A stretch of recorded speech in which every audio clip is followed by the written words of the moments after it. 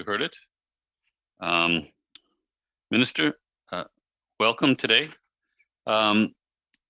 Welcome to meeting number 17 of the House of Commons Standing Committee on Environment and Sustainable Development. We're meeting today pursuant to Standing Order 81.5 to consider the supplementary Estimate C 2020-2021 referred to the committee on Tuesday, February 16th. I think everyone knows the rules, but I'll mention them anyway. Members may speak either official language. There's interpretation. They just have to choose the language they would like to listen in before speaking. Please unmute your microphone, and please, to the witnesses and the members, address all your comments and questions through the chair. So welcome, Minister. We have also with us Deputy Minister Christine Hogan, Mr. Stuart Parley, Director General, Financial Management Directorate, and Deputy Chief Financial Officer. And from Parks Canada, we have the President and Chief Executive Officer, Mr. Ron Hallman. Great to see you again.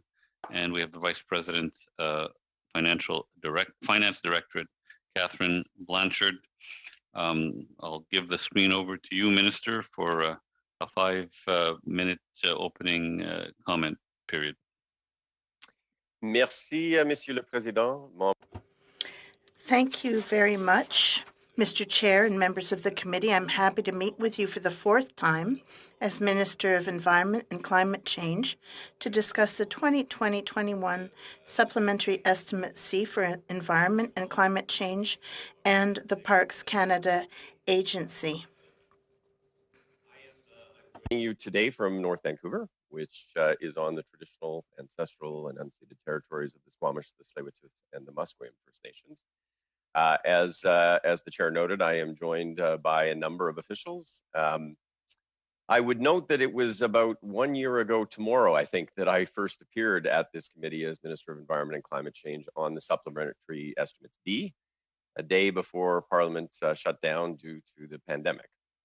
It has certainly been a difficult year for all Canadians. But despite the challenges of the pandemic, I certainly have appreciated our ongoing engagement, even if only through virtual means. Since we last met in December, the focus of the government has remained primarily on supporting Canadian families and Canadian businesses to get through the COVID crisis. But taking action on climate change, addressing biodiversity loss, and the scourge of pollution in our natural environment are clearly critical issues, and our response to them will define the future that we will bequeath to our children and grandchildren. The Strengthened Climate Plan, introduced by Prime Minister Trudeau and I on December 11th, includes new and strengthened federal measures to not only meet, but to exceed our Paris Agreement target. Le budget supplémentaire des dépenses. The Supplementary Estimate C for 2020-2021 reflect an important part of this work. For Environment and Climate Change Canada, it amounts to a net increase of $70.7 million that would bring the department's total authorities to $2.1 billion. For $55.1 million supports habitat protection measures and direct recovery actions to stabilize populations of the central group of southern mountain caribou in British Columbia, while supporting the livelihoods of workers and their communities. Another request to access $9.2 million in operating funds allows us to continue delivering on the 2019-2020 pollution pricing proceeds through the Climate Action Incentive Fund. As well, the request to support the continuous operation of the Dr. Neil Trivett Global Atmosphere Watch Observatory in Alert, Nunavut, and a $2.4 million increase that will help the department to modernize the enforcement of environmental laws and regulations. There is also $1.3 million to maintain shared assets on hydrometric monitoring sites. These advances will be offset by provincial and territorial partners. Finally, there are transfers from the Department of Agriculture and Agri-Food for the greening growth in the agriculture and agri-food sector, and to the Department of Fisheries and Oceans to support the National Climate Education proposal from Oceanwise. Passons maintenant à Parcs Canada, Monsieur le... And now let's turn to Parks Canada. Last spring, Parks Canada took measures to limit the spread of COVID-19 by temporarily suspending visitor access and services at national parks, national historic sites, and national marine conservation areas across the country. Between June and December, the agency gradually reopened sites, allowing over 13.4 million visitors to benefit from being outdoors and in nature in a safe and responsible way. 21 Supplementary Estimate C, the Parks Canada agency is seeking to increase its reference levels to the amount of approximately $54.2 million. Up to $54 million of this amount will cover the potential shortfall in revenue over the last 6 months of the fiscal year from visitation in areas such as the sale of permits and services. There is also a transfer from Fisheries and Oceans Canada to support work related to the Federal Contaminated Sites Action Plan. And finally, there are other adjustments which do not change the agency's reference level, a $9.3 million internal vote transfer to new parks and historic sites accounts, and there is a $10 million internal grant transfer to implement the impact benefit agreements for Nahanni National Park Reserve. Monsieur le Président, je vais m'arrêter. Mr. Chair, I'm going to stop here. I hope this summary provides members with an overview of the 2020-2021 Supplementary Estimate C. I'm happy to take questions now from members of this committee. Monsieur le Ministre. Thank you, Honourable Minister, and thank you very much for being here this afternoon. We are going to begin with our first round of questions.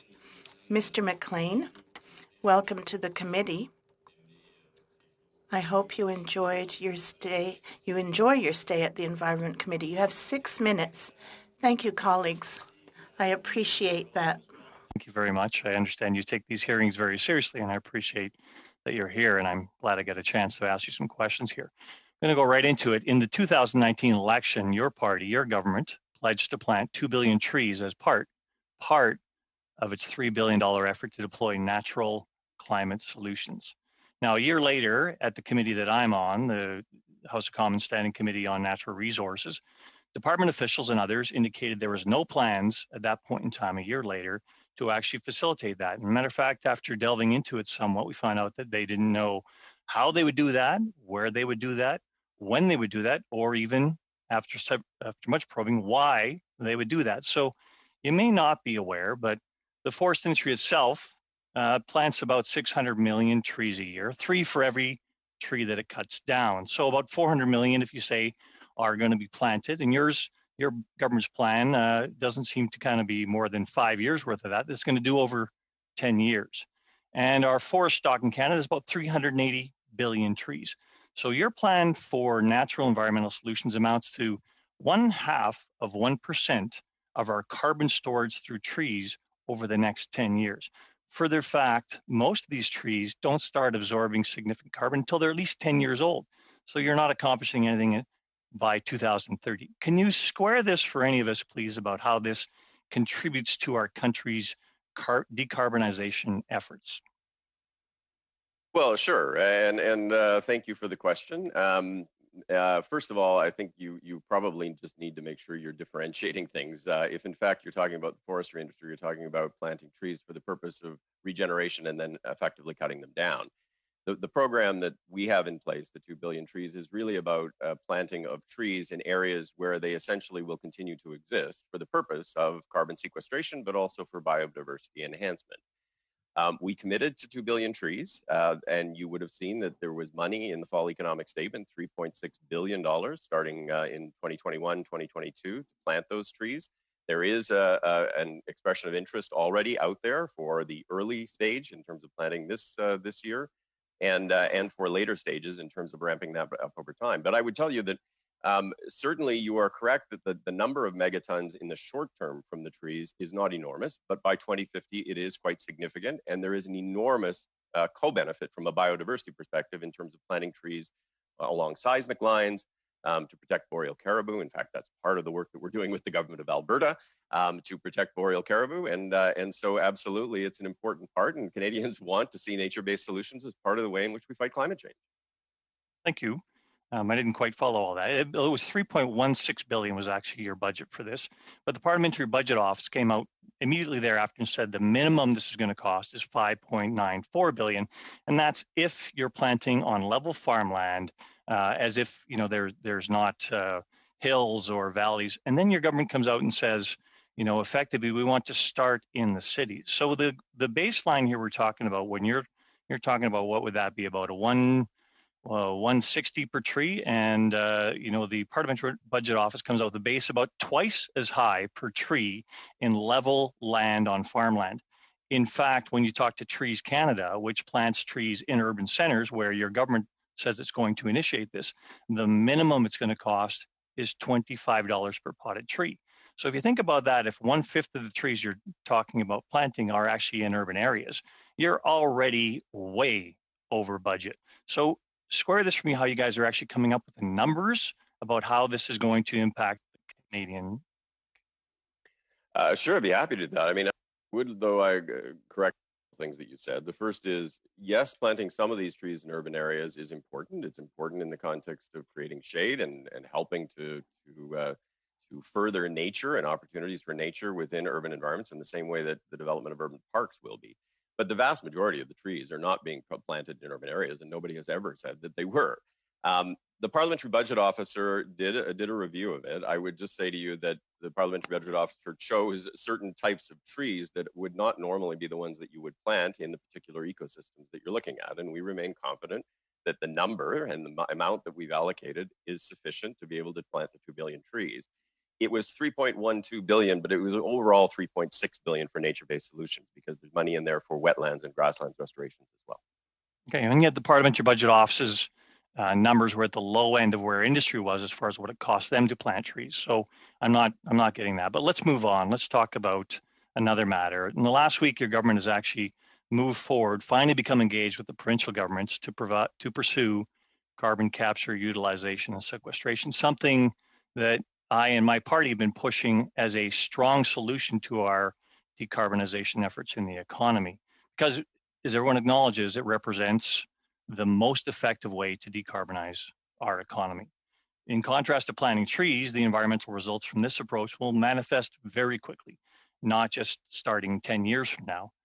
Given the overwhelming evidence in support of this environmental solution, my question to you is, what took you so long?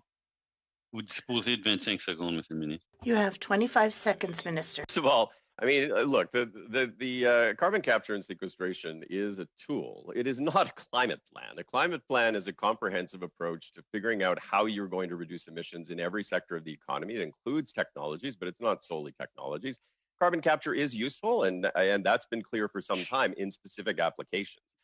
But it is not a climate plan. And to be honest with you, the Conservative Party riding on this under Stephen Harper and under Andrew Scheer, I mean, people in Canada recognize that is not a plan. That is just not a plan. Vous pourrez continuer votre... Minister, you'll be able to continue to answer shortly. I have Mr. Baker, who is going to share his spot with Ms. Sachs. 6 minutes. Merci, Monsieur le Président. Thank you, Chair. And Minister, I've got 3 minutes, but I don't know if you wanted to finish what you... We lost, or I seem to have lost you, Mr. Baker, but the question was if you wanted to continue your answer, Minister. I'm not waiting for his question? Well, Can you hear me okay? Yeah, you go ahead, Mr. Baker. We're having some problems. He's frozen. Yeah, he is. But basically, he was inviting you to continue your answer. Okay. So, I mean, certainly I was with Premier Kenny and other ministers in the Alberta government yesterday to talk about the creation of a carbon capture and sequestration working group as part of federal-provincial cooperation. Minister Nixon and I have been talking about this for a long time as part of an approach that also looks at other areas where the Alberta government is certainly interested in working: hydrogen, biofuels, and a range of other things. Clearly, we have to have solutions that are solutions in all regions of this country. But I would just say that, for folks who actually understand the climate issue in depth, carbon capture and sequestration can be a useful tool. It is not a climate plan. Thank you, Minister, and I hope you can still hear me. Can you hear me okay? Yeah, absolutely. Yep. Okay. Apologies for the internet issues. Minister, we spent a lot of time in Parliament discussing laws that should be passed to protect our environment. But of course, so much of protecting our environment depends on enforcing the laws that are already in place. In the supplementary estimates, there's a request for, and I quote, funding to modernize the enforcement of environmental laws and regulations in the amount of approximately $2.4 million. So could you tell us which laws this funding will allow us to enforce and how it will allow us to better protect our environment? And I believe I have a minute left in my time before I turn it to Ms. Sachs. Sure. I mean, the enforcement part of it, obviously you have to have good laws, and secondly, you have to be able to ensure that you're enforcing those laws. This money is to enhance our ability to ensure that we are effectively enforcing a range of laws, including the Canadian Environmental Protection Act and the Fisheries Act. It is the beginning of a $50 million enhancement in terms of our capacity to be able to ensure that we actually have not only the tools internally, but the boots on the ground to be able to do the work that needs to be done. Thank you, Minister, and I pass the rest of my time to Madam Sachs.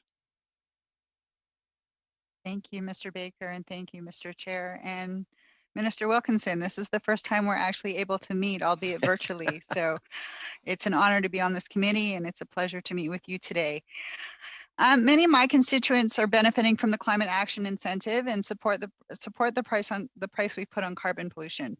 Unfortunately, there's still quite a few misconceptions about how the price on carbon pollution and the climate action incentive actually work to reduce emissions. I noticed a line related to climate action incentive in the supplementary estimates. And can you explain how the program works in provinces that do not have a price on carbon and the environmental and financial benefits Canadian families will receive from it? Great, that's a great question, and thank you very much.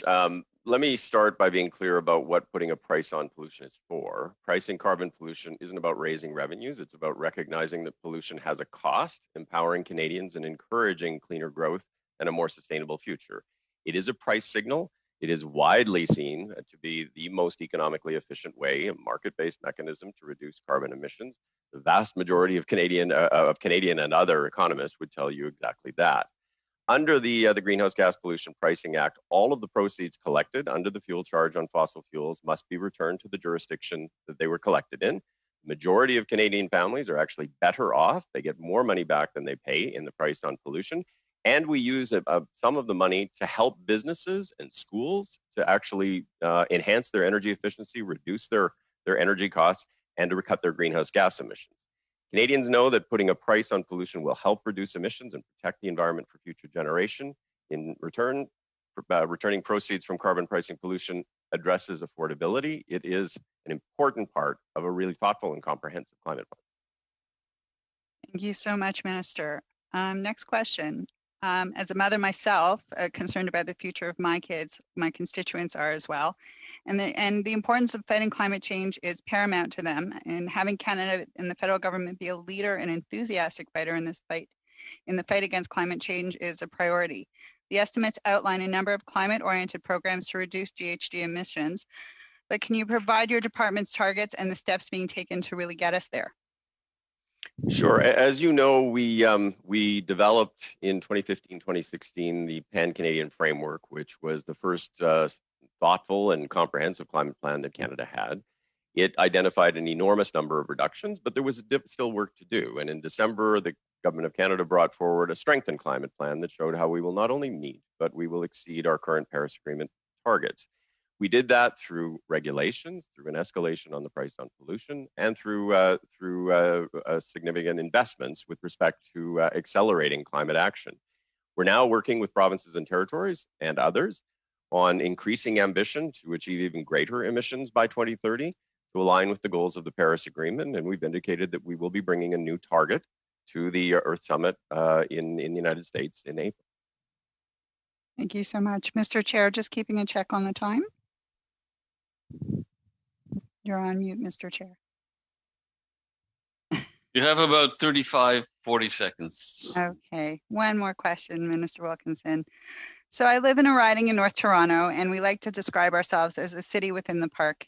And it's become even truer during the pandemic as we seek out green spaces like Toronto's incredible ravine system, which I actually live next door to one of them. It's both a wonderful escape from the city, but it's also essential for wildlife conservation, air quality, and stormwater management. The estimates show additional funding for nature conservation programs. Can you describe your government can you describe the government's goals to preserve and conserve our natural heritage and the steps being taken to achieve that? It'll have to be a very brief description, Minister. Certainly, nature conservation and expanding natural spaces has been incredibly important. We've done a lot of work. We have a long way to go to the 25 by 25, but certainly urban parks, ecological corridors, and things like the ravines are areas that we really want to focus on with respect to ensuring that there are opportunities for urban people who live in urban areas to experience nature. Merci. Avant de passer à Madame Thank you. Before moving on to Madame Posey, I want to mention that we're going to have to finish our session by 6:45. It gives us a good 2 hours. Madame Posey, you have 6 minutes. Thank you. Thank you very much, Honourable Minister, for attending as well as everyone who's accompanying you. I have little time in my second round of questions, so I'm just mentioning this because I'll have little time for the second round.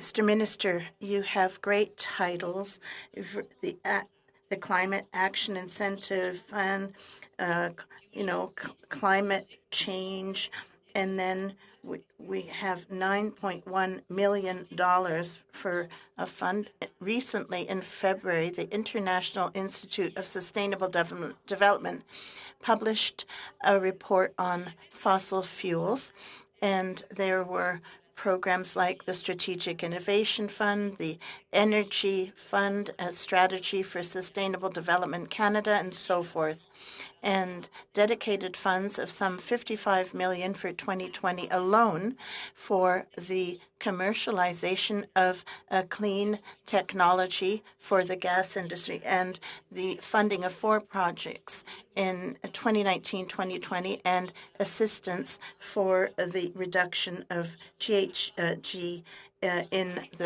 in fossil fuels. There's a lack of transparency regarding public funding going into this sector. Government programs that sometimes mislead or give rise to confusion about where the money is being earmarked.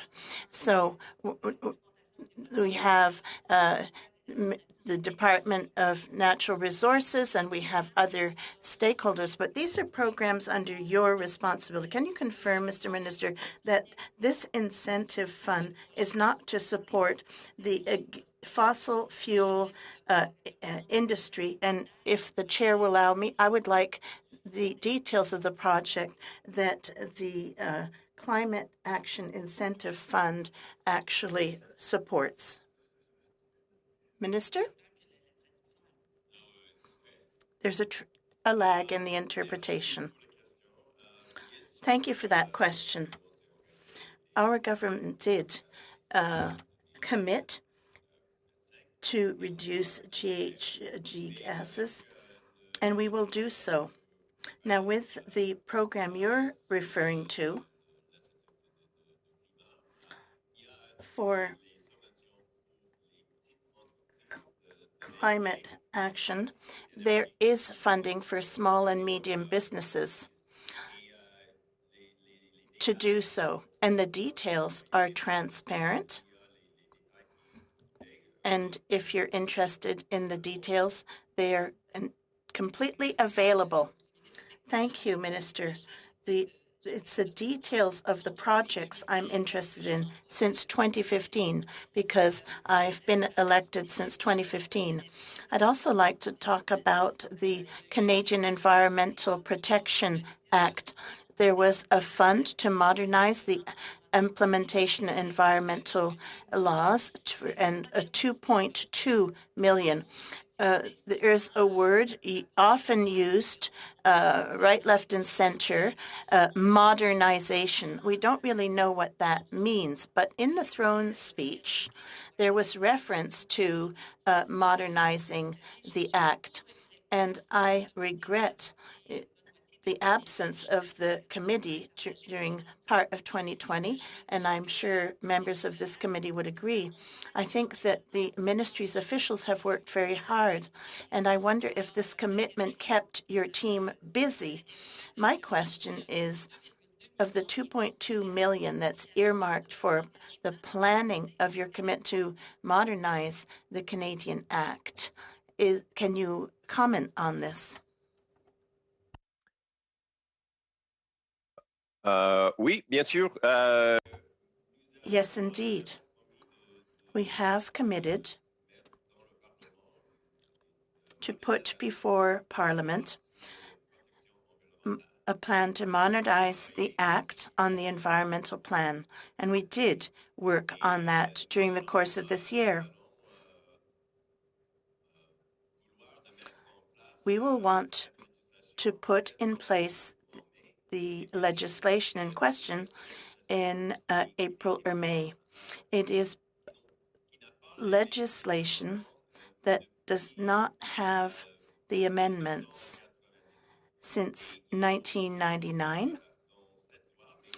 So there are many provisions in the Act.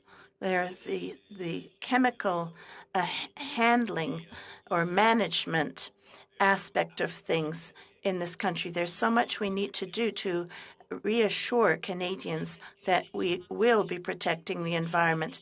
Yes, I did discuss last month with people who had approved the many dozens of recommendations, met with a group of women who are concerned about breast milk. And so I would like reassurance that there is a commitment to citizens' health, and I want to be reassured that preparatory work has been done in this regard. Yes. I can say yes. We have completed work on this. We've also dwelled on the recommendations of the Environment Committee that was done in 2017. There are things that we need to discuss in regard to the bill and perhaps bring this before Parliament in the next 2 months. Now we must move on to our next participant, Ms. Collins, 6 minutes. Thank you, Mr. Chair, and thank you, Minister, for being here today. You spoke in your opening statement about the importance of exceeding our climate targets, but the reality is that we are not on track to meet our climate targets. We're the only G7 country whose emissions have increased instead of decreasing. Climate accountability needs to be paired with climate action, and I don't see a sign of the kind of bold climate action that we need in these estimates. And it's really the kind of investments that would provide us with a just and sustainable recovery that other countries like Germany and France are making. Even President Biden has a $2 trillion economic stimulus plan heavily focused on climate-related investments. And small investments aren't going to cut it. We're missing this huge opportunity here in Canada to be a leader in the clean economy, to create good jobs that will help us fight the climate crisis. It feels like Canada is being left behind. And so why isn't this government providing investments that match the scale of the crisis? Minister, before you answer, could you just move your mic up a little bit? Is that better? Probably. I'll see if I get an email. I'll tell you. Okay. Thank you for the question, Ms. Collins, and I hear you, and I agree with you in terms of the urgency of the crisis, but I would have to disagree with you in terms of the urgency of government action. We are on track to meet and exceed our 2030 targets. Canada, actually, if you look at the climate plan that was released in December, we have perhaps the most detailed climate plan that exists in the world, that is fully modeled, that is fully costed, and that only takes into account things that have been funded to date. We have invested now $100 billion since 2016 in the climate crisis, and we are actively working with President Biden. In fact, there's a new high-level dialogue that I and John Kerry lead, focusing on how we can actually help to accelerate in both countries the climate action that we so desperately need. Well, you'll excuse me if I'm skeptical, and I think Canadians are skeptical because we have missed every single climate target that we set, and this Liberal government has said before that we're on track to meeting them. We are not on track to meeting our Paris commitments, and those Paris commitments are inadequate. Can you talk about the specific additional actions through the Pan-Canadian framework on climate change that are actually enough to close that gap and achieve our targets? Because right now it appears they're not. Well, again, with due respect, they are, and they're laid out very clearly in the climate plan that was released in December. Those go all the way from the escalation on the price on pollution, enhanced regulations, including in areas like transportation, investments in working with large emitters to significantly reduce their emissions, building investments, transportation investments. As I say, Canada now has probably the most detailed climate action plan in the world. It is actually very transparent in terms of being able to track progress, far more so than many of our European colleagues, and certainly far more than the Americans. And I would simply tell you that if you go through that and you look at the modeling that's in there, Canada is on track, and it is probably one of the only countries that can legitimately say that because it is such a detailed plan. Well, Minister, in your opening statements, you talked about a net increase of 70 million to Environment and Climate Change Canada. And we are in a climate emergency. People are done waiting for action from the government that often says says the things you're saying, says the right things, but doesn't actually follow through. And the time for action is now. We are spending billions on a pipeline that we do not need, that is not necessarily going to be profitable, that's going to make it harder to meet our climate targets. We're continuing to subsidize the fossil fuel industry. A report just came out, $1.9 billion in fossil fuel subsidies in 2020. So the Liberal government actually increased subsidies by a staggering 200%. Why are we not taking that $1.9 billion this year and putting it directly into the kind of investments in a just and sustainable recovery and the sustainable jobs that we need right now? So let me just clarify. The 70 million is sub C and is backward looking. If you actually look at the climate plan that was released in December, there's $15 billion in new investments, and then another $14 billion in public transit, and then another $10 billion in the infrastructure bank, $40 billion in new investments.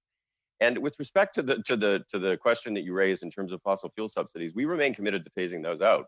But the number that you cite is actually the money that was included for the cleanup of orphaned wells and for diesel for Indigenous communities, both of which your party supported.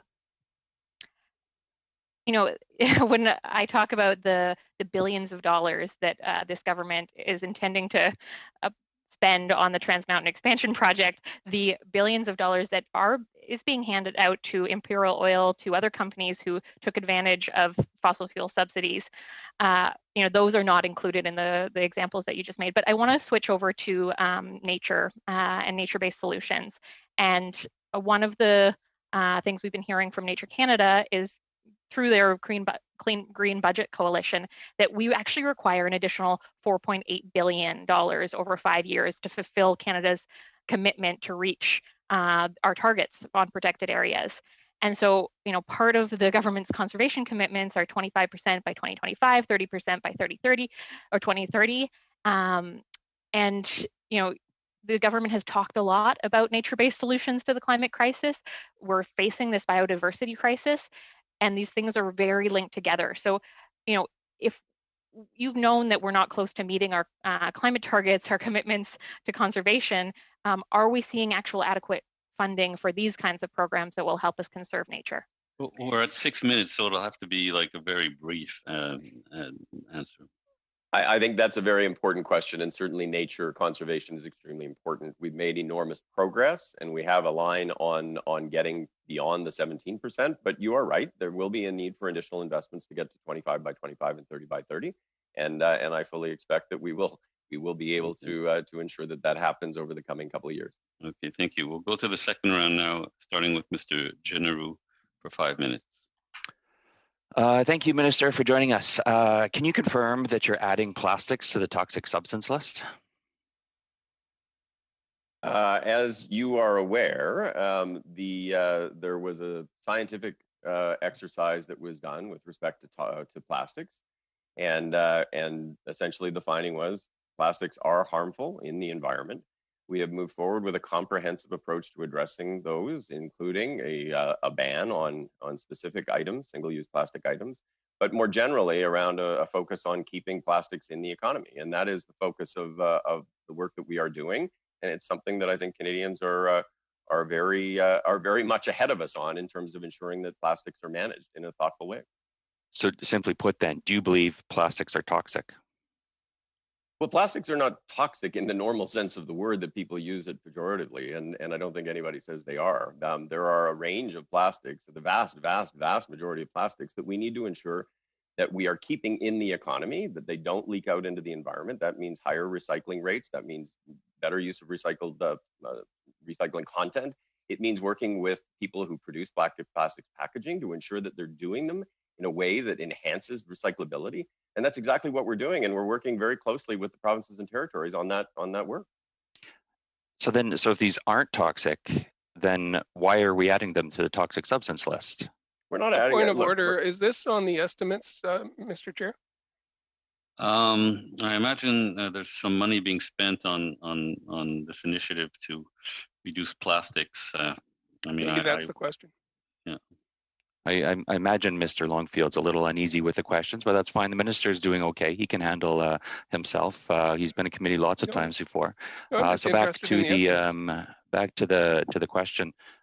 You were saying, Minister, then why are we adding them to this? I am saying that the Canadian Environmental Protection Act is the tool that we use as a government and as all governments in Canada to ensure that we are appropriately managing the way in which we deal with environmental issues. And certainly we've found through the science that was conducted that plastics are harmful in the environment, and we need a plan to ensure that that doesn't continue to happen. So, Minister, what date did you contact your counterpart in the U.S. to advise them that it would be a poor decision to cancel one of the most environmentally friendly pipelines in the world, the Keystone XL?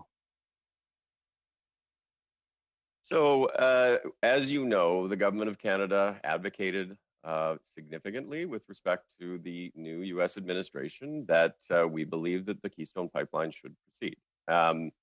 And certainly those discussions were had at a whole range of different levels. I have a hard time understanding how that relates to the Sub-C for Environment Canada, but certainly, that was a conversation that was had. But what date, though, Minister? That's what I'm curious of, because what we have on record is that the first time you spoke with a special envoy to the President, John Kerry, was February 25th, 2021. That's well over a month after the cancellation of Keystone XL. So according to one of the most environmentally friendly pipelines that exists between two countries that have a friendly relationship, you would think the Minister of the Environment would have made a call earlier than that to advocate on behalf of the Keystone XL. Point of order, Mr. Can Speaker, you clarify Mr. that's Chair? what that's what you did? Sorry, Mr. General. Can Mr. General, in his question, perhaps point to the supplemental estimates to share how this relates to the supplemental estimates? Because I fail to see how this relates to the supplemental estimates. I mean, it's a fair comment, Mr. General. I mean, we're talking about decisions being made in the United States, flowing from an election platform in that country. And I have to say that Mr. Shifke has a point. Thanks, Mr. Chair, and thanks, Mr. Shifke, who I'll also add to Mr. Longfield, feeling uncomfortable about the questions, but Mr. Wilkinson's doing well. He's answering these questions. He's come here before. He's been asked these tough questions, and he's handled them before. So I would point to some of the other questions by the other members that also weren't in relation to the Sub-Cs, downtown parks in Toronto. But the fair point, if the minister does not want to answer the question when it comes to when his first conversation was with the special envoy President to John Kerry, then it's up to him whether or not he wants to do that.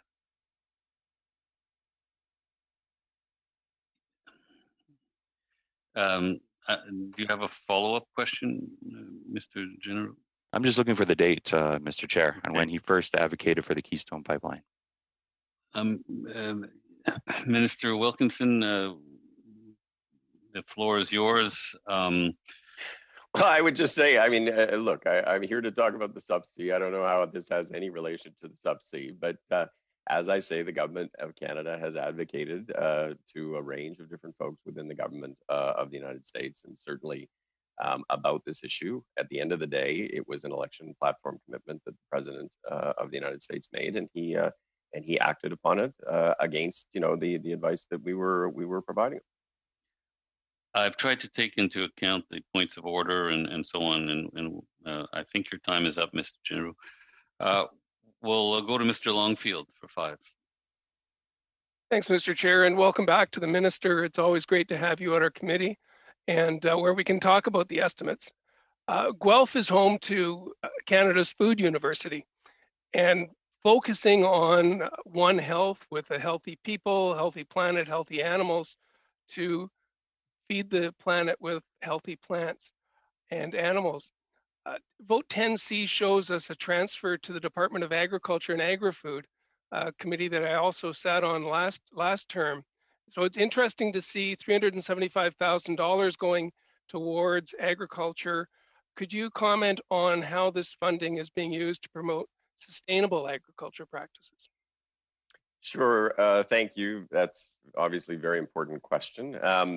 And let me start by saying, the University of Guelph, that I know you are very fond of, is a terrific institution, has been a very valued scientific partner. In fact, I think there was over $1 million in grants and contributions that went to the University of Guelph since 2015 to look at things like phosphorus loadings in Lake Simcoe. The funding you referenced will support the cost of incremental analytical work done by the Smart Prosperity Institute and the University of Ottawa. It will explore avenues to decarbonize the agriculture sector and how non-regulatory policy instruments can be developed and used in a Canadian context to identify additional options for policies and programs to further promote clean growth and innovation in the ag and the agri-food sectors. These are important areas of emissions within the economy. They're also very important from an economic perspective in terms of a driver of growth, and we want to ensure that we're working with the agriculture community to move forward. I'm told your mic still needs to...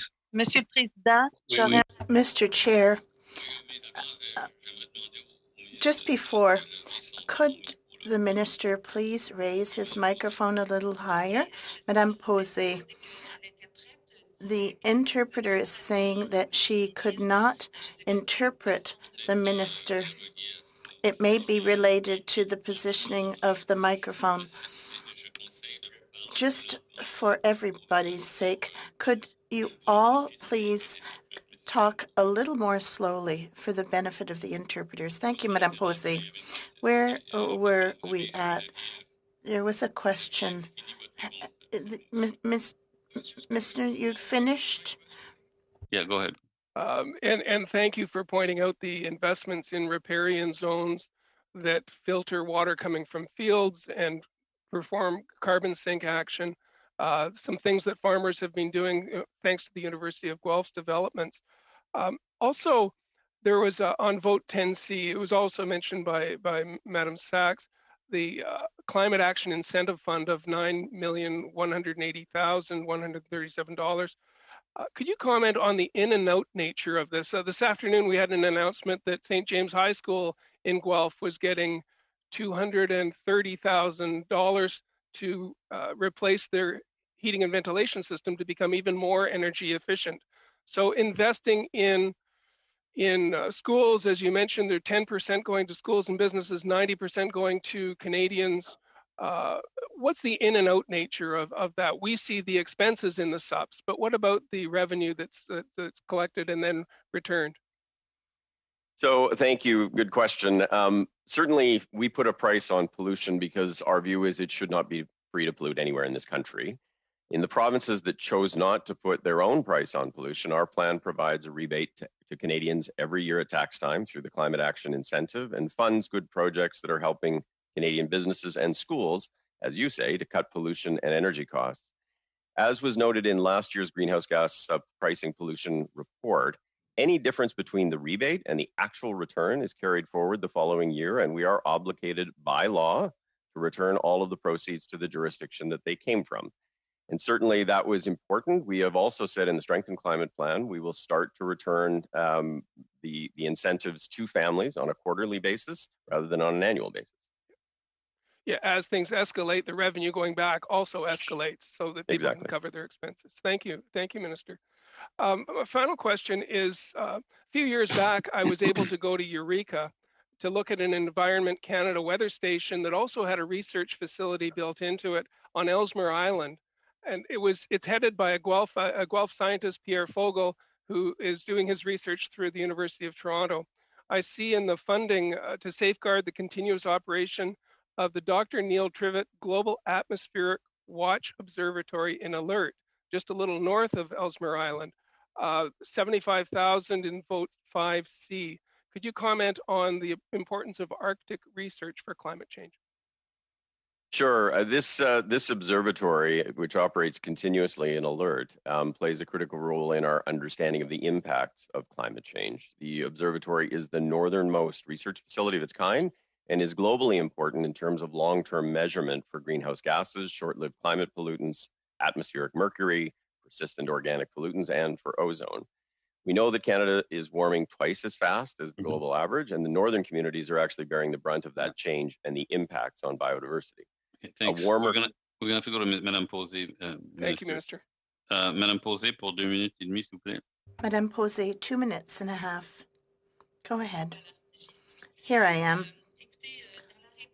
In the answer you provided, Minister, to my NDP colleague, Ms. Collins, you said that there were organizations that support your positions, that is, the government having excellent environment policies. I wonder, what organizations are those? Because just Monday last, Ms. Corinne McCary from the World Meteorological Organization, who sits on the Climate Change Committee for France, said that Canada was the only G7 country whose emissions were not dropping, and the UK was given as a good example. So which organizations are supporting you? Because we have people coming and talking to us and saying the opposite.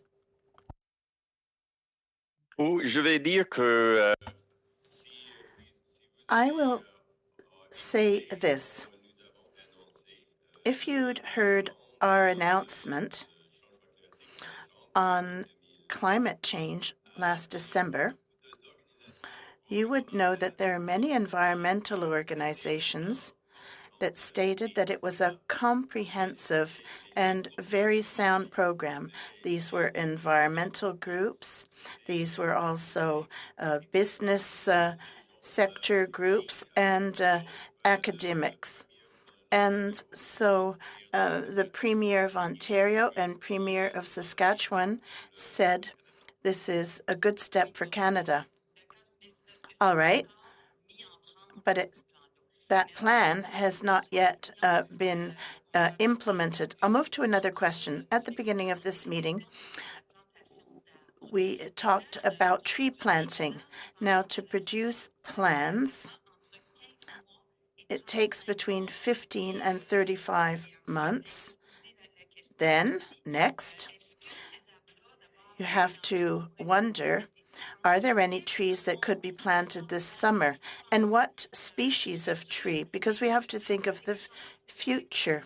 And so given climate change, it might not be the same type of tree that's best to plant. So where is the planning for all this?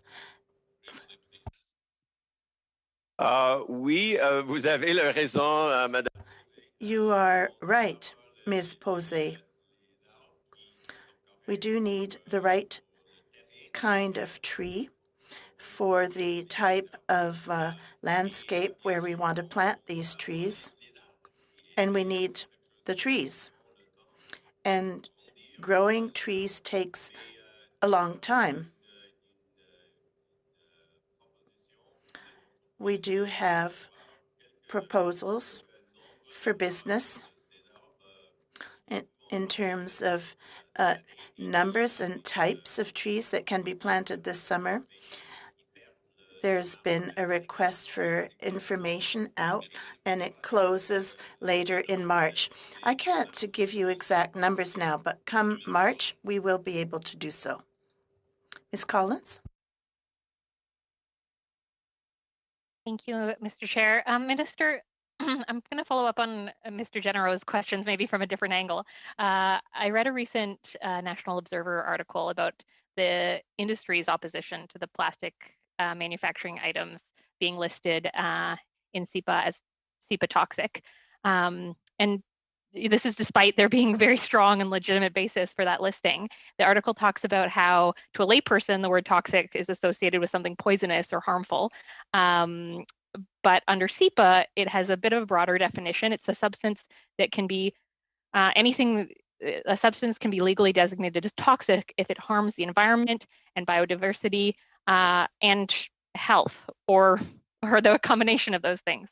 So you know, I'm acutely aware that your government has made some promises around banning harmful single-use plastics by the end of the year. Can you provide an update on the timeline for the listing, the ban, and other essential regulations to address Canada's plastic crisis? So thank you for the comment, and yes, you have it right in terms of the different ways in which the word is used, and to a certain extent, it's unfortunate because we end up getting into this debate, which is a debate about different things. We continue to work very hard on the overall plastic plan. In fact, I met with my provincial and territorial counterparts just a few weeks ago to talk about an update with respect to the work on plastics. As you will appreciate, many of the tools are provincial, but plastic regulation is going to have to be consistent across the country for things like extended producer responsibility and those kinds of things, so that industry can actually ensure that they're doing things that have a big enough scale in terms of market. So we continue to focus on that. It will be a key focus of the meeting of environment ministers this summer in terms of the status on that, and we certainly are working very hard to make as much progress as we can over the course of the coming months. And can I just get a confirmation that you are committed to the listing of this as toxic under CEPA, and any update on timelines, timing? Well, I mean, again, we went through the scientific process. That's the first step. We've gone through a public consultation process. I have not, had all of that come back to me yet, and then I have to make a determination. But we certainly saw in the science that plastics are harmful in the environment, and that would meet the bar of listing in the Canadian Environmental Protection Act. Thank you. We'll go to Mr. Redekop now for 5 minutes. Thank you, Minister, for being here. I want to read from the proposed offset credit regulations that were released last week. Several provincial governments are in the process of establishing offset systems to support their carbon and pollution pricing programs. The federal offset system is intended to complement these systems, and then you give the example of Saskatchewan. So obviously in Saskatchewan, agriculture is foundational to our province. And it seems like the regulations establish time periods of 30 years for forestry products, 20 years for other biological projects, and 8 years for other projects. So under this framework, a crop has to be in the ground for 20 years to claim a carbon tax, a carbon credit. Now, of course, that's impossible if a crop has a 4 to a 6 month turnaround time. So how do you on one hand say that this is part of the pan-Canadian framework and recognize the offset system that Saskatchewan is putting in place, and yet not recognize agricultural crops? Well, as I say, this is the beginning of the conversation on offsets. What we published was an initial framework. Obviously, there will be comment on the initial framework. They're not actually the specific offset protocols. Those come next. One of them certainly is agriculture related. The other one is forestry related. There are 4, and there probably will be more going forward. The idea is obviously to enable the creation of credits associated with sequestration options, and to be able to monetize those for farmers or for others in the context of the industrial output-based pricing system.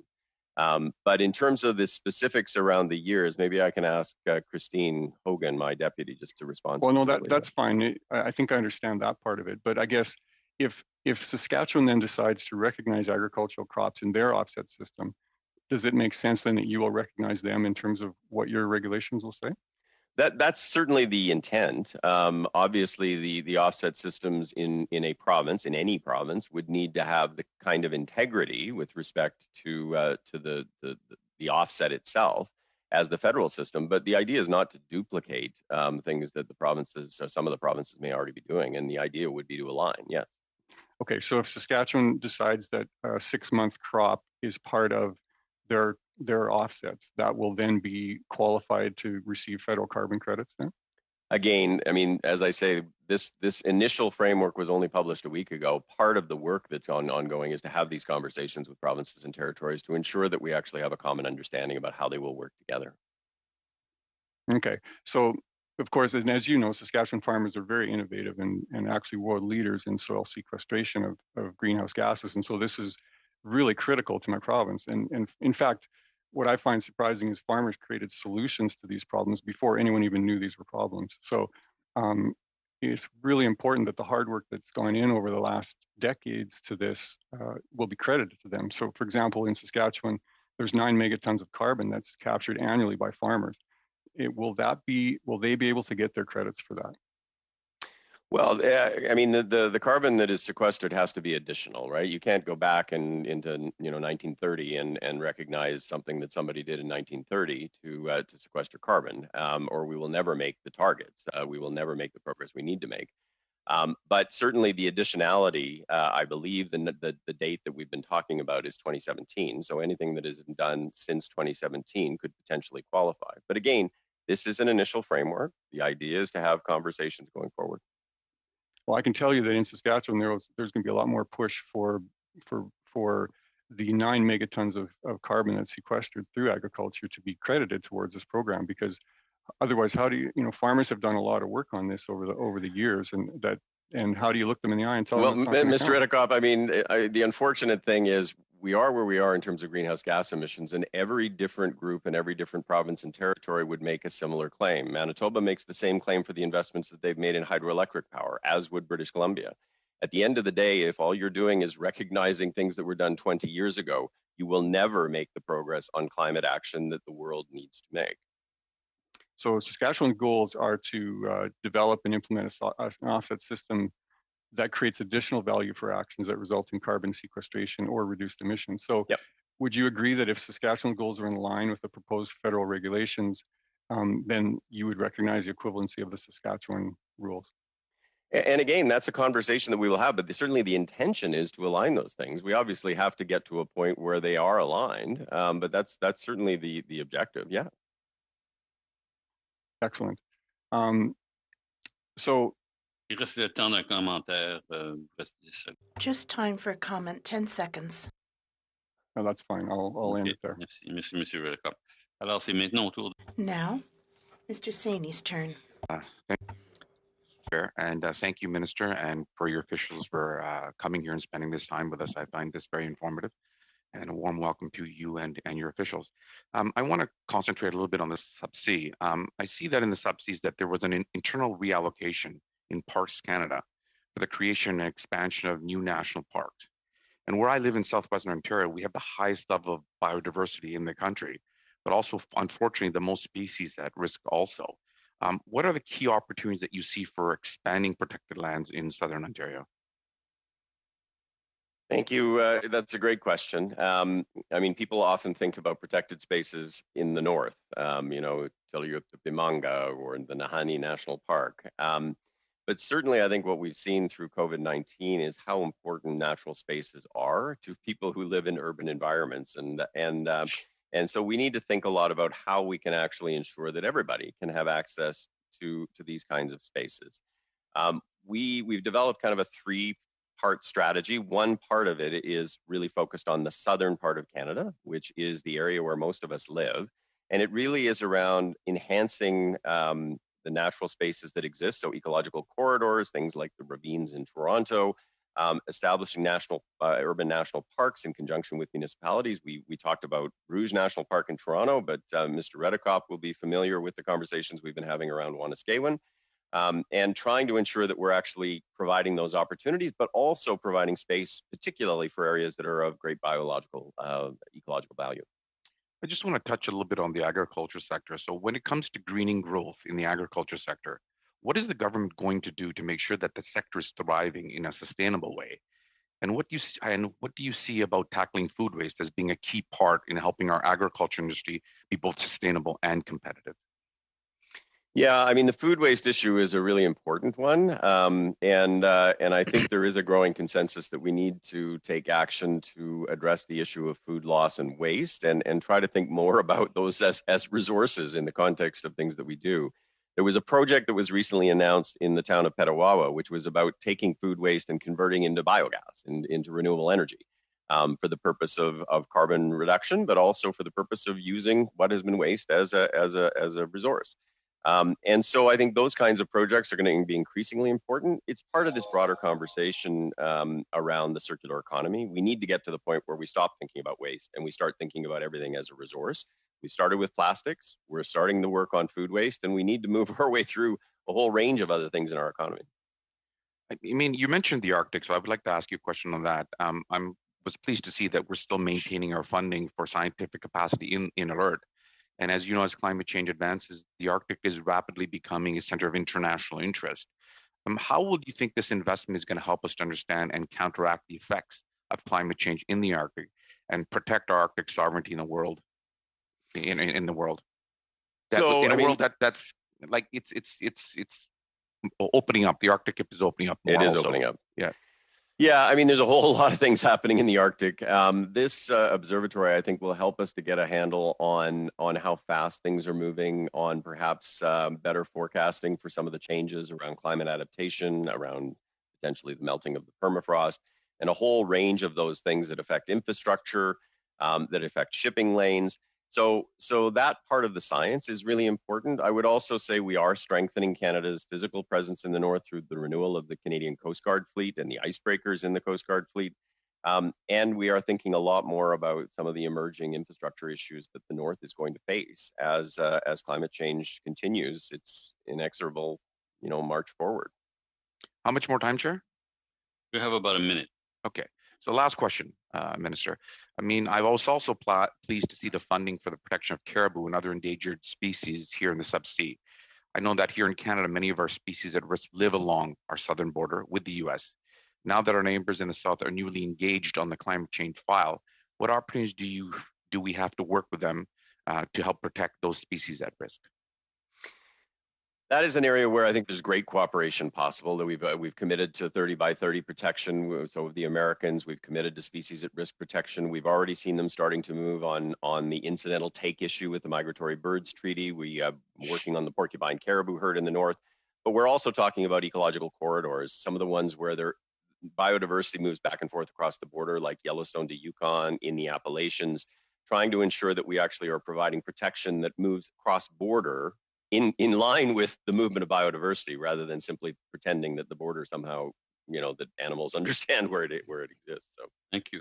Well, Minister, that brings our second round to a close, and I know that you had planned to be with us for 1 hour, and it's a little, well, it's basically 1 hour and a minute. So we're going to. I really thank you. We thank you for making yourself available to answer a variety of questions from many members. Thank you again. And now we're going to go to a second hour with many new witnesses. Matter of fact, there are so many new witnesses from environment. Thank you again, Minister. He's welcome to stay, Mr. Chair, if he'd like. I think he knows that. He knows we're a very welcoming committee. But I think he had only slotted 1 hour because no doubt he had other matters waiting for him. So we have so many new witnesses. I guess what do we do now, Madam Clerk? Is everybody for the second hour? Are they already on, or do they need to join? Everyone is here, is tested. They can turn on their cameras. Excellent. And fabulous. We can continue with the meeting. Yeah, perfect. I will not mention all the witnesses that are here for the second hour, because if I did that, we'd have little time for questions. So, but thank you for being here, to everyone from Environment Canada and the Parks Canada Agency. So we're going to start over with a first round, a 6-minute round, and we have, if I'm not mistaken, Ms. McLeod for 6 minutes. Thank you, Chair. And I'm actually going to pick up where the conversation left off. And actually, it's unfortunate that the minister did have to leave, because I think this is really some of the nuts and bolts of the supplementary estimates. So this is near and dear to my heart, but the biggest request in these sub-Bs was the 55.1 for the conservation of the central group of southern mountain caribou in British Columbia. So my first question is the population is estimated to be about 230 caribou. So $55 million, protection of about 230 million caribou. Can someone project to me, given the $55 million, what you project those herds to be over the next 10 years? So by year 10, what do you anticipate this herd level to be at? I don't know. Hello. Hello, Mr. Chair. It's Christine Hogan here. I'm the Hello. Deputy Minister, and I'm happy to help direct some of these questions as they come to us. And I want to thank you very much for posing the question on the southern mountain caribou in British Columbia. It's an important area of focus for Environment and Climate Change Canada, and of course we made some important strides with a new agreement with British Columbian First Nations over the course of last year. And I'll direct this question to Niall O'Day, who is our Assistant Deputy Minister for the Canadian Wildlife Service. Thank you, Deputy, and thank you, Chair. So in respect of the question posed, specific projections on the growth in population over the coming 10 years are difficult to make, but I can speak to some of the very specific measures that are being undertaken with these investments to support the recovery and of this particular herd. So it just, sorry, because I know my time is short, and with so many officials and sort of one introducing, it takes more time. So you don't have a projection for 10 years out in terms of herd size. So we're projecting, we have about 230 animals, and we all agree that the southern caribou are important. So my next question is within this agreement, how much of the money has been dispersed? And do you have a detailed plan that you can share with this committee in terms of the 55 million and where every dollar of that 55 million is going to go? So happy to speak to that. We do have a specific plan in place. In respect of the allocations within these supplementary estimates, it represents it's part of a total of $75.4 million over 4 years that will go into this agreement. Of that, 46.5 is new funding from recently approved TB submission that's reflected here, and 28.9 million is in existing ECCC funds. Some from our Nature Legacy funding from 2018, and a further 1.6 million from permanent day-based funding. So can you provide almost a line-by-line expenditure in terms of where those dollars are going? How much is going to, a certain project? Is that available, and can you share that with this committee? Happy to detail that. So 46 million of that amount will go to the province of BC to support land purchases, which represents a combination of the new funds identified in these supplementary estimates and existing Nature Legacy funding. 10 million will go to a community support trust to mitigate impacts to workers and communities, and BC will be responsible for appointing a trustee for that particular aspect. 5 million will go to habitat restoration efforts, and a further 2.6 million to First Nations for recovery measures. Okay, so thank you. So the vast majority is going for land purchases.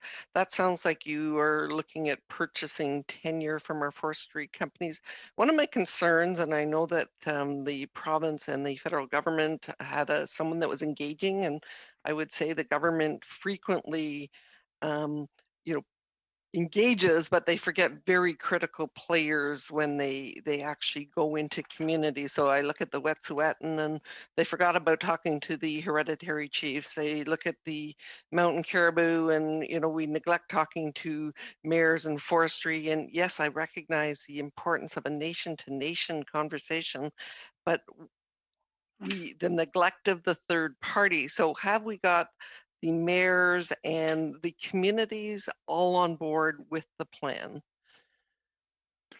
So yes, the framework of the partnership agreement that was arrived at between Canada, BC, and the First Nations provides for opportunities to discuss aspects of the implementation of the agreement with the broader stakeholder groups, including mayors and others.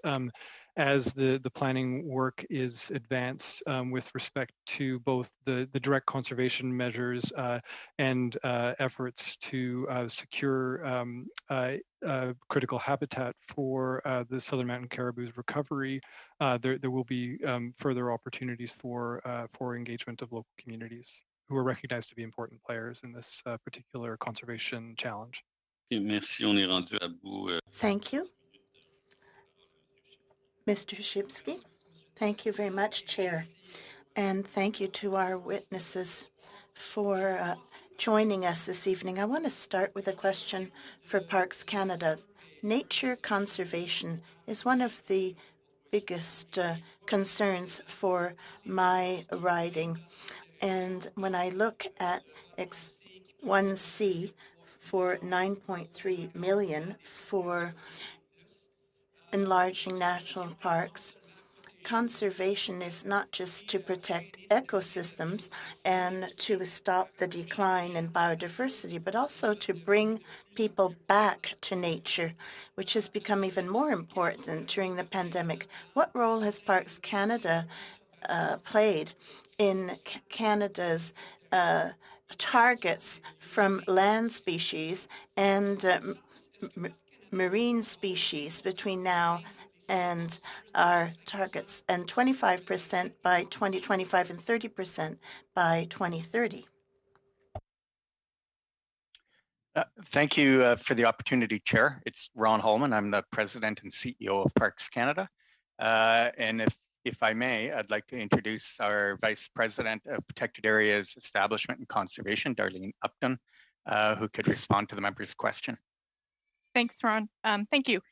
So Parks Canada has made significant contributions to protected areas. In fact, we've protected 3.53% of the 12.1% protected for terrestrial, and that's the largest federal contribution. We make up 75% of the federal contribution and the largest contribution of any organization. And similarly, on the marine side, we protect 2.12%. Which is the second largest contributor of marine protected areas. So those are important contributions. We have a number of projects underway that are new: 2 national parks, 5 national marine conservation areas, and other expressed interest in future projects. In addition, in terms of the species at risk that was mentioned, we've made some significant gains. We protect 220 species. Species at risk in Parks Canada. We've now developed 22 multi-species action plans, and we're on target for delivering our percentages related to actions. So we invest about $2.5 million a year in specific projects for species at risk, and have targets that we are on track for meeting. Thanks. Well, thank you for that answer. In the same range of ideas, in addition to contributing to the percentage of areas that are protected, could you tell us what Parks Canada is doing in terms of improving ecological integrity and the connectivity of national parks to the larger ecosystem? Sure, I can continue. So there are 3 other things that are really important in terms of protected area, and that's their management. So we have a program investing about $15 million a year in projects for conservation and restoration. We're targeting 92% of our places as having ecological integrity maintained or restored, and we're currently at 86% on target for our 2023 targets. In addition, I've mentioned the species at risk multi-species action plans. So we're targeting 50% of all those recovery actions to be done, and we're currently at 31%. And then finally, as it relates to ecological connectivity, national parks are important places for species protection. They can also be important locations for connecting corridors, and so we have about 30 conservation initiatives that are currently ongoing that are working with partners, Indigenous and local residents for improving connectivity of our national parks. Thanks. Wonderful. One last quick one, if the chair will permit. So a lot of work was done over the last year to ensure that Canadians could still, to some extent, appreciate our parks and take advantage of them during the pandemic. And I'm just wondering, with the upcoming summer season and spring season, will parks and historic sites be open, and what measures are being put in place to continue to allow Canadians to enjoy them and keep them safe at the same time? Chair, that is such a great question, and I'm going to pass it to a couple of colleagues in a moment, Michael Nadler and Andrew Campbell perhaps, but I would just like to take this opportunity, if I may, to express my immense pride in the dedication and the work of our 5,800 employees who did manage to go from complete shutdown in March to opening our protected areas on the 1st of June to welcome more than 13 million Canadians over the summer. to have access to wide open places, mental wellness, physical wellness, while keeping all of our staff and all Canadians safe in those visits. I wonder though, Chair, if I may turn to Michael Nadler, our Vice President of External Relations and Visitor Experience, who is working with Andrew Campbell, our Senior VP of Operations, on key principles that will continue to guide us in preparing for the upcoming season. Michael? Yes, Mr. Nadler, you have about, 35 seconds. Yes, I'll be very brief, and thank you, Ron, and thank you, Mr. Chair. We will absolutely be opening our sites, and we're looking forward to a resumption of our operations come spring. Across the country, visitors should expect a number of adjustments, just as they experienced last year.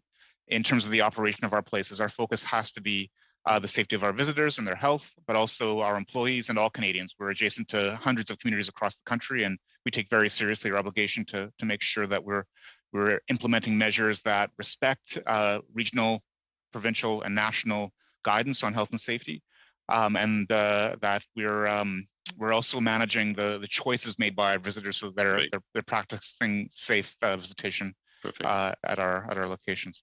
Thank you. Thank you very much. Okay, Madame Posé pour 6 minutes. Madame Posé. Thank you, Chair.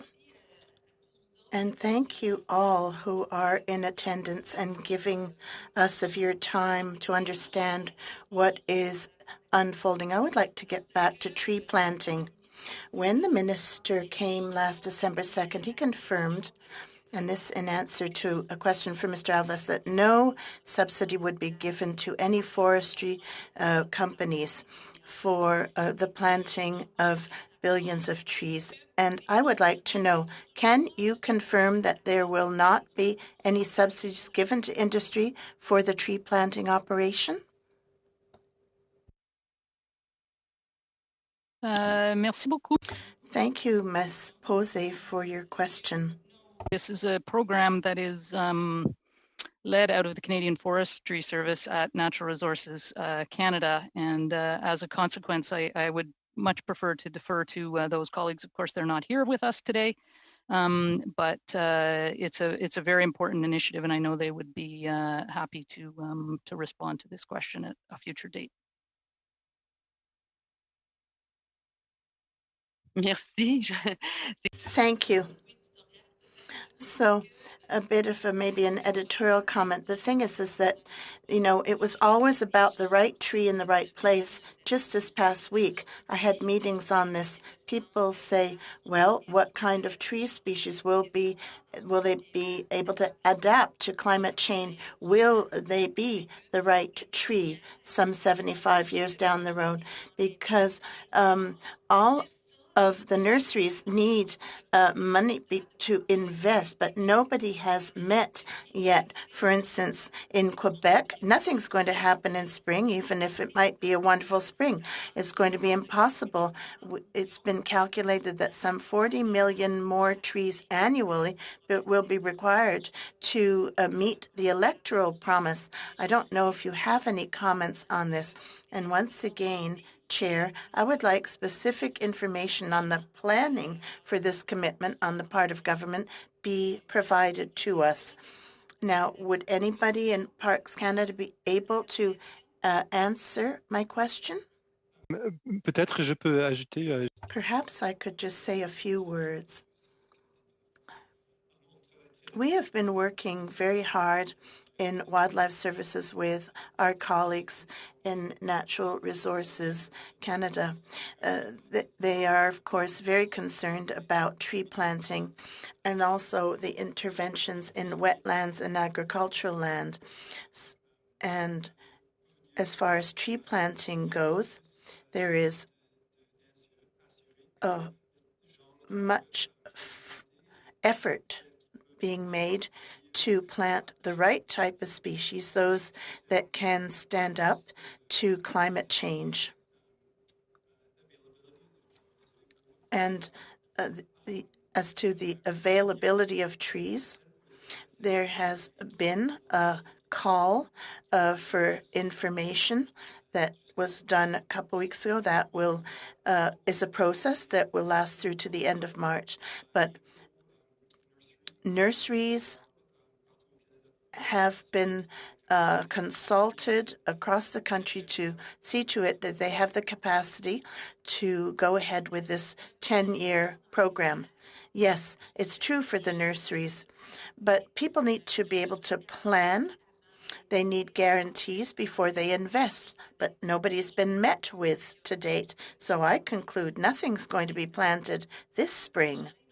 I have another question for Parks Canada Agency. For 1C, there's a transfer for 9.2 million for the different conservation areas, marine and land. We know that Canada has not attained the target for biodiversity.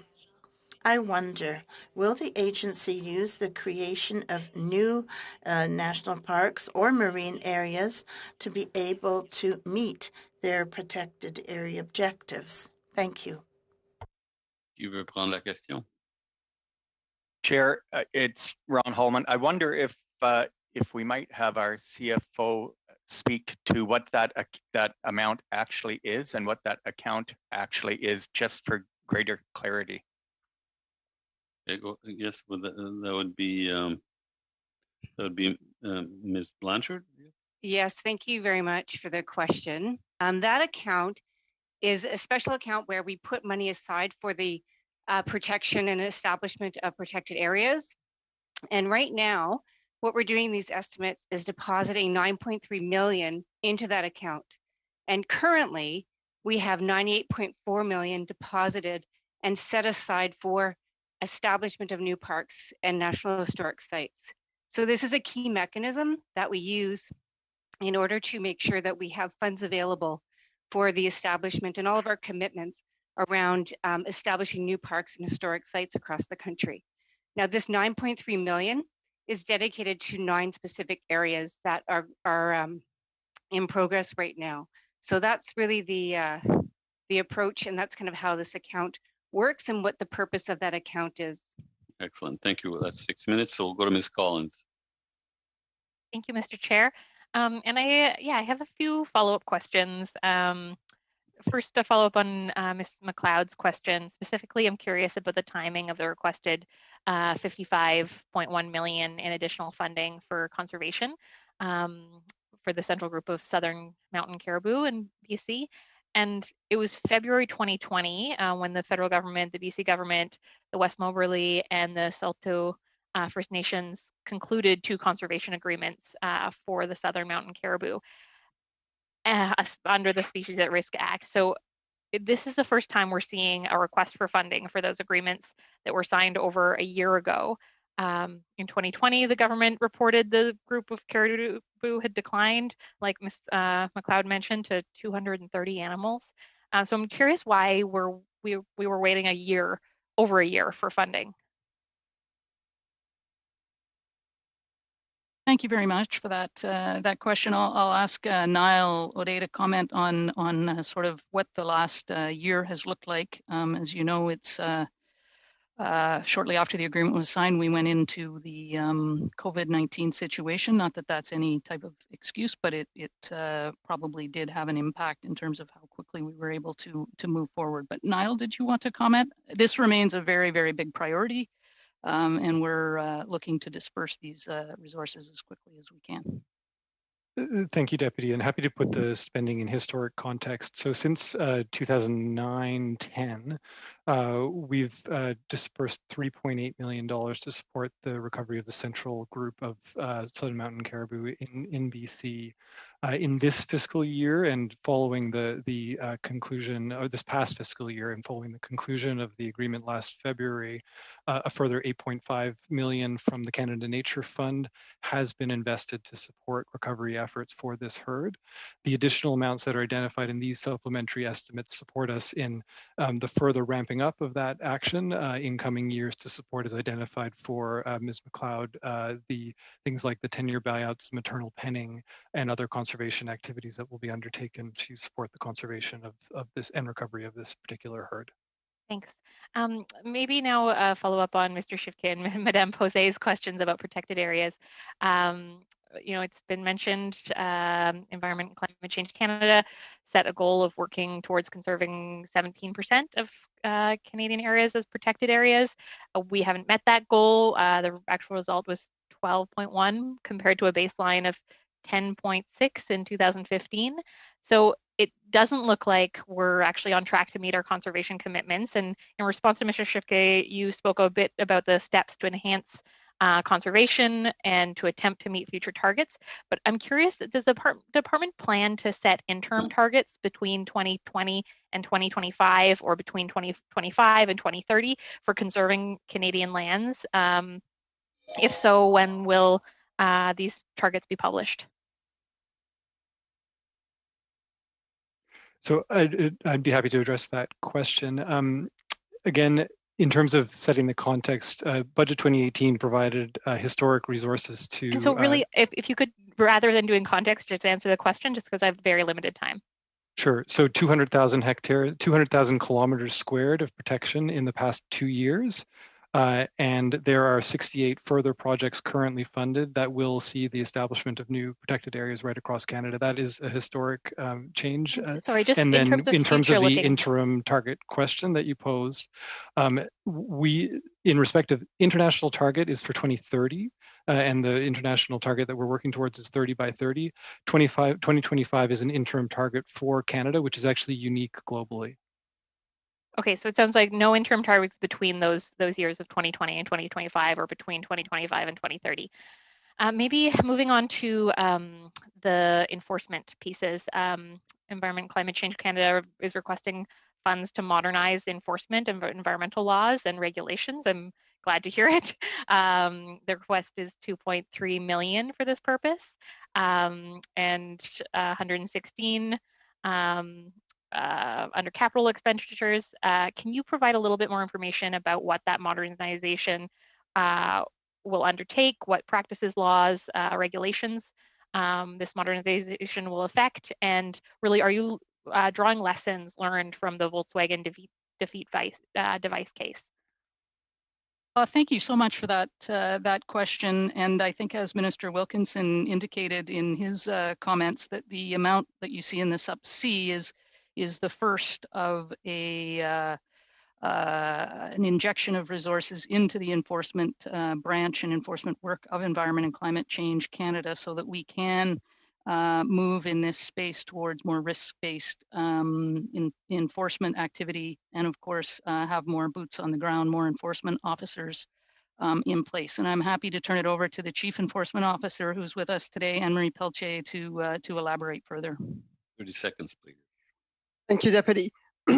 So we're for this Sub C, what we're requesting in the vote is really to look at revamping our technology. So we're going to be looking at developing a forensic lab that will provide us even more modernization when it comes to investigation. We're also going to be looking at our database and how we actually can increase our database so that we can actually look at our risk assessment further down the road. It's an initial investment throughout the 5 years, but this is the foundational piece that we will need in order to do our modernization. Thanks very much. We have time for one more round, but a slightly shortened round. So we'll do 4 minutes and 2 minutes instead of the 5, 2 and 2.5. We'll start with Mr. McLean for 4 minutes.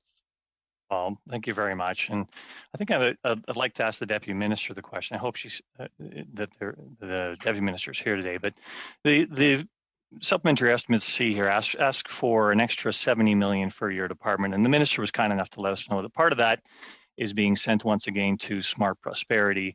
All the money that's being spent to these proxy organizations through your department include Smart Prosperity, International Institute for Sustainable Development, Institute for Sustainable Finance, Clean Energy Canada. At what point does the department realize that they are only a proxy for a bunch of organizations that are being funded by this government and are just a flow-through vehicle with no input to the government, and how the Canadian people are going to feel about that?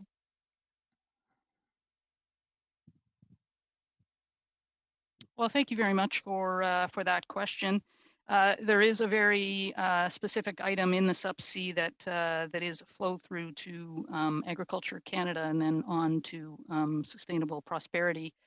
And that is a fact of these estimates. I would not necessarily agree with the premise of the question in terms of this being kind of how we conduct business. I think at times there are external players out there who can contribute to advancing our work, and we will use that tool. But the vast majority of the dollars coming into the sub-C that we're talking about today are investments directly into Environment and Climate Change Canada.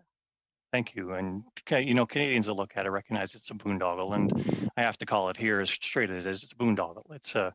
It's a funding boondoggle, and I think I have to warn you that there comes a point in time here where that funding boondoggle is going to have to result in decreases in your department as far as the funding goes. But we'll cross that bridge when we get to it, obviously. But there are other issues here, and I want to follow on with the questions that are raised with the minister about the math around how we actually plant trees and pay for the planting of those trees. And the math is incredibly suspect, as even the Parliamentary Budget Office has articulated very clearly. Industry has also said that they're way low. At what point in time here between your department and the Department of Natural Resources actually start to come to the grips that we can't continue to just guess at these numbers? We've actually got to put real plans on the table about where we're spending Canadians' money.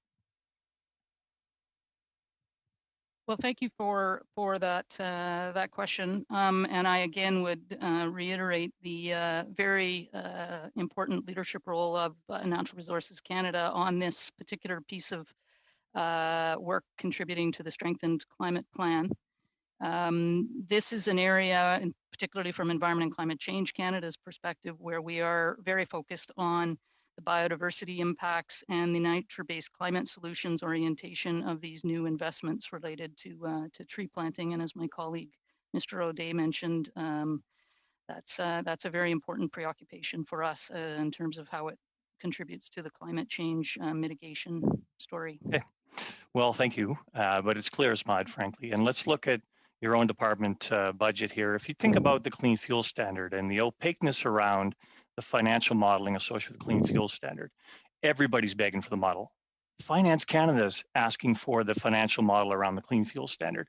Industry's asking for it because right now it seems you're just guessing at what's going to happen as far as CO2 reduction, which is our objective. We don't want to be spending money for the sake of spending money. How do we cut the boondoggles and actually get some veracity around the numbers we need to get to here? Fortunately, our time's up, so we'll go to Mr. Longfield. Thank you, Mr. Chair. And really the tone of our questions should be respectful of our witnesses and the time that they've taken to be with us. And I personally appreciate the time. And Mr. Campbell, it's great to see you again. I see your brother Malcolm at the University of Guelph has a COVID thing going on that you don't. So I'll pass that on to him about family differences. But thank you all for coming. Guelph is drawing its water from a well, one of the only cities in Canada, especially our size, that relies on well water. So energy or water conservation is as important to Guelph as energy conservation. And I wonder through to Ms. Hogan, when we're looking at the SUPs, what place does water come into the SUPs? We have some general headings, but looking at the development of the Canada Water Agency, is that included anywhere in the SUPs, or what programs are we developing around water protection, water conservation, and water treatment?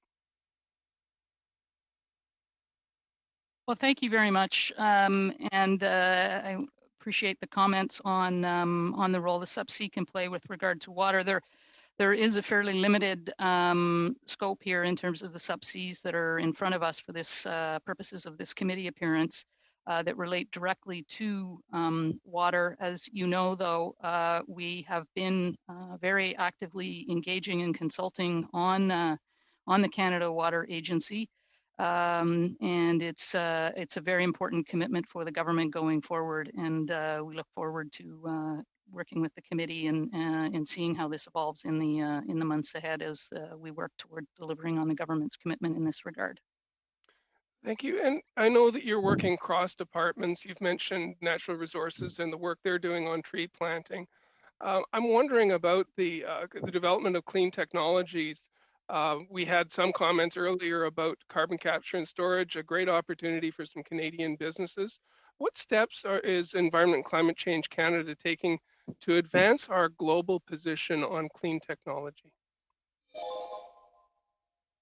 Well, that's a very important question, and you're right to point out that this is something that is very much a priority across several federal departments. Of course, ISED has a very important role to play and has been managing some key programs in this area, Natural Resources Canada, and of course, Environment Canada. And members will have taken note that the Strengthened Climate Plan outlined a number of new commitments in this area, including such significant programs as a new net zero accelerator, some new investments in the area around fuels.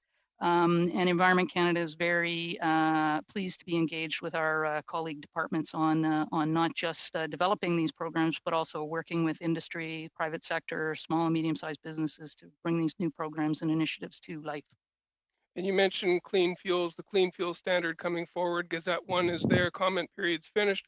I spoke with the Canola Council of Canada last week, and they had some really interesting opportunities around oil seeds and what that can do in terms of new fuel resources for Canada, clean technology solutions for farmers out west, as well as the soy farmers in Eastern Canada. Yes, the clean fuel standard is one of its objectives, of course, is to help to spur on innovation in this space. If there was time, I would invite my colleague John Moffat to elaborate a little bit on that. Thank you very much. We really have to be limited to 4 minutes, and Madame Posé, you're limited to 2 minutes. Thank you. Chair, I did not understand the answer to my question earlier about national parks and marine areas. It's in regard to 1C. Could I please get an answer in writing to my question, please? Now, more immediately, we've discussed in our committee the issue of emissions from cars, and we've seen an improvement in 17% in emissions for vehicle emissions. We've seen 17%, but why has not there been as good an improvement as we've hoped? And how many tons of greenhouse gases have these light vehicles emitted? Merci pour votre question. Thank you for your question. I'm going to give the floor to Helen Ryan. Oui, merci. Thank you for the question. Under our regulations, what happened is that the models purchased by consumers were vehicles whose footprint was larger than previously. Consumers appear to prefer larger vehicles that do emit more greenhouse gases. When we did the estimates originally, these were based on a range of vehicles that on the whole were smaller. Now, in our modeling, under the regulation, there can be a mix of vehicles. So our data system now reflects vehicles that have been purchased during the period. You're limited to 2 minutes, unfortunately. Ms. Collins, 2 minutes. Une bonne question, une réponse intéressante. Thank you, Mr. Chair. Question for Parks Canada. It looks like these estimates do not include appropriations for capital expenditures. And if we allow for spending included in the main estimates in Supplementary A, the spending carried over from 2019 to 2020, then capital spending for Parks Canada in 2020 and to 2021 will be 145 million lower, or over 16% lower than the last fiscal year. At the same time, the risk assessment in Parks Canada's 2020-21 departmental plan notes that aging infrastructure, inadequate level of recapitalization and maintenance, climate change, and inflationary impacts mean that Parks Canada may not be able to maintain a sustainable asset portfolio, posing threats to public safety, cultural heritage, and the agency's reputation. The plan further notes that Parks Canada is continuing its efforts to secure additional funding in 2020, 2021, and 2021, 2022 to address the forecasted decrease. So I'm curious how this forecasted decrease will affect the agency, its assets, and its capacity to meet its objectives, and how much additional funding will Parks Canada be seeking in the 2021-2022 years, and how would these funds be used? 45 seconds. Okay, thank you. Let's go back to our CFO, Catherine. Okay, great. Thank you very much for the question. And yes, the amount of money in 2020, 2021 has gone down for capital by 144 million. But in terms of how it will affect us, we still have 750 million to invest this fiscal year in our assets, and that's exactly what we're doing. So, I mean, it is a decrease, but we still have significant capacity to continue to make progress on improving the condition of our assets. And it's really important to keep in mind that this fund relates to 4.2 billion that the government has invested in Parks Canada for us to invest in our assets over the past 5 years.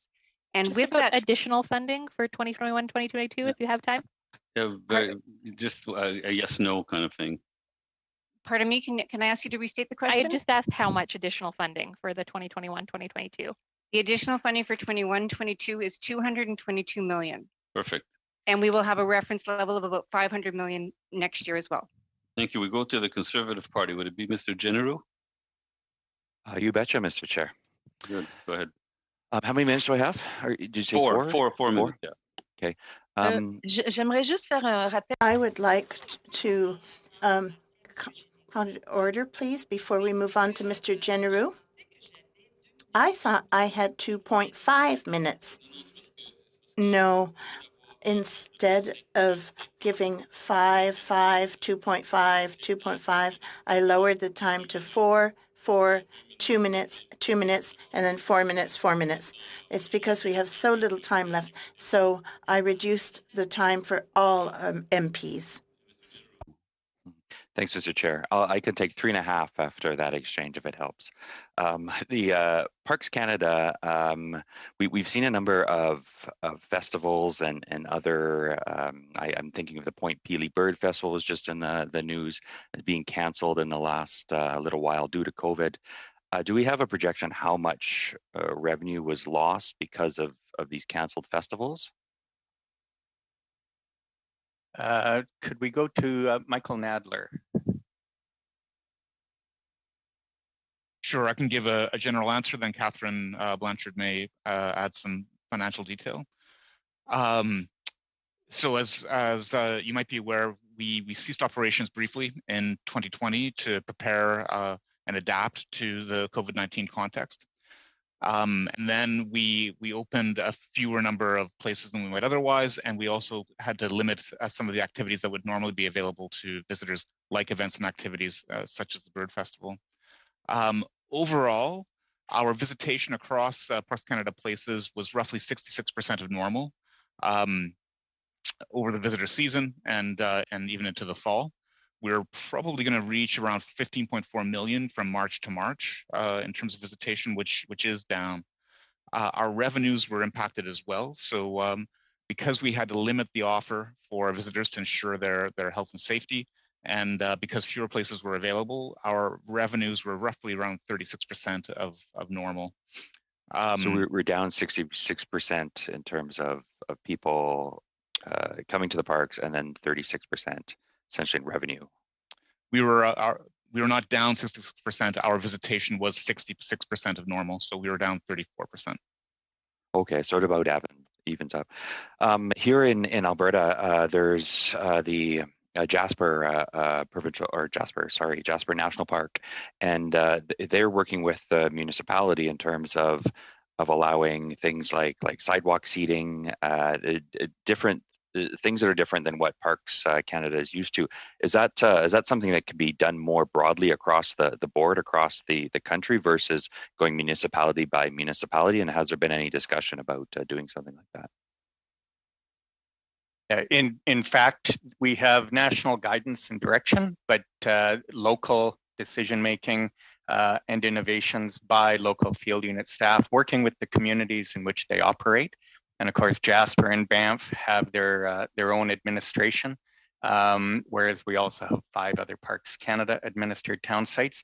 But yeah, through the operational staff and functional direction in headquarters, we are looking to be innovative and supportive of the tourism industry, of the local communities, local residents, and providing creative new ways that our visitors can experience the park in safe ways.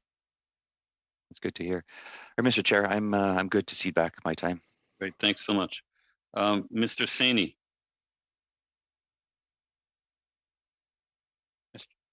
Actually, Mr. Baker will be going. Mr. Baker. Thank you, Chair, and thank you all to our witnesses for being here today. My question, I'm going to start with our Deputy Minister, and if you want to delegate it, you may, but I think this question is to you. Is in the supplementary estimates, there is you've requested $9.2 million in additional funding to support the Climate Action Incentive Fund operations. Is the Climate Action Incentive Fund delivering on its objectives? And could you explain why you say that?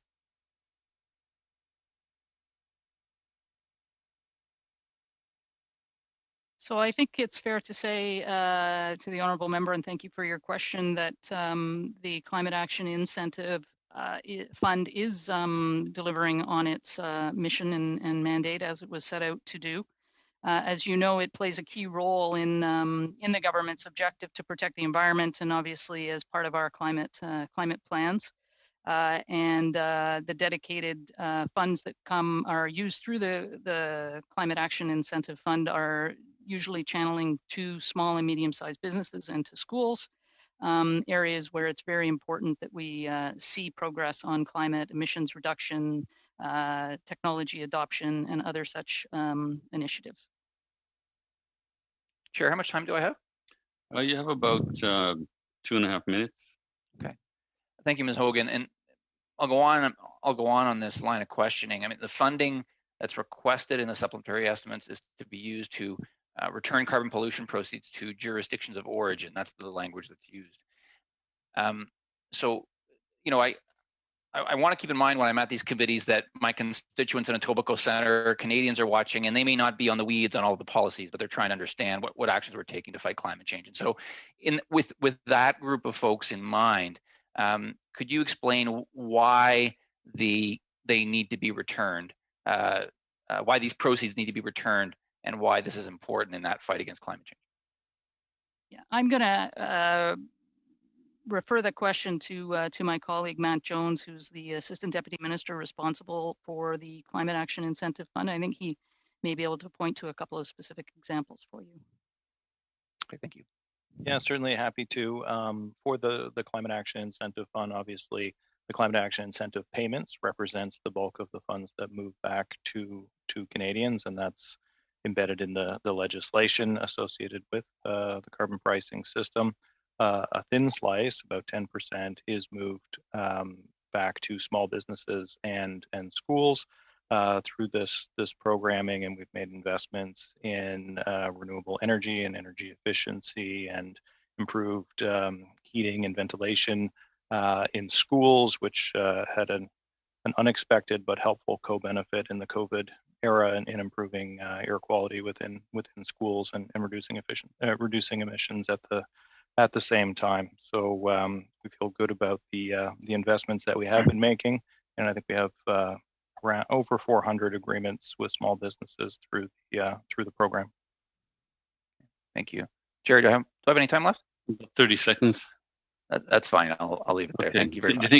If you may, I take your time. I have a very quick, please do, question and I think it's for Ms. Blanchard. I have a canal, a historic canal in my riding, the St. Anne's Canal, and I was approached by Mayor Paula Hawa regarding a renovation project to the jetty and to the canal that was begun in 2016. The project was going very well, and then we had the flooding of 2017, and apparently that caused some damage to the work that was being done. So extra money had to go into repairing damage from the flood.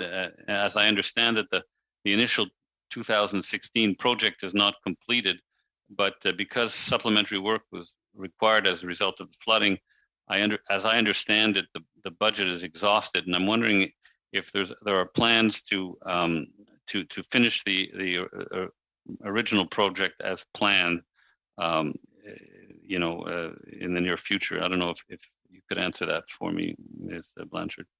If I may, Chair, with your permission, I'd like to refer that to Andrew Campbell, our Senior VP of Operations. Yeah, absolutely, yeah. Thank you very much, Mr. Chair. And just along those lines, we certainly have it as one of our continued priority projects to look at. As I'm sure you're well aware, we did complete the front section of that of the jetty work, and have a beautiful picnic area there that people have been using during the pandemic to get outside into nature and into the fresh air. But look forward to when future funds become available to being able to do the second part of that project. That's great. The mayor has told me she's very pleased with the work so far, and thank you for keeping it on your radar. Thank you to the witnesses. We had a very interesting discussion today. We need about 5 minutes. This is to the committee members. We need about 5 minutes to vote on the subsidies. But again, thank you to the witnesses. Of course, you're free to stay to watch the vote if you'd like. So we have four votes: vote 1C, vote 5C, vote 10C for under Environment Canada, and vote 1C under Parks Canada. So my question to the committee members is, or are in this order: shall vote 1C under the Department of Environment carry? It's yay, nay? Mr. Chair, if I may suggest, could we group them all together? We've done this in the past, and then just do on division. Sure, yeah. Sounds like a plan. Do these four votes carry? On division. On division, so they carry on division. That would thank you, Mr. Generou, for that time-saving suggestion.